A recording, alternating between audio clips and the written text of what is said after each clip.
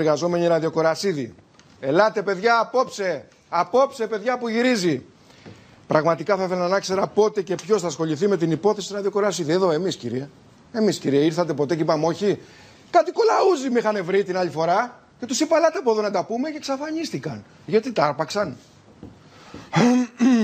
Ραδιοκορασίδης λοιπόν με τους απλήρωτους υπαλλήλους από το 10 και τον ιδιοκτήτη Ιωάννη Ευαγγελάτο, ο οποίος μετά την αγορά από την Μαρφίν έφερε την κατάσταση σε 350 οικογένειες ρίχνοντας το φταίξιμο στην κρίση, η οποία έρθε πολύ αργότερα. Ευχαριστώ πολύ, μας λέει ο αγαπημένος Αναστάσης.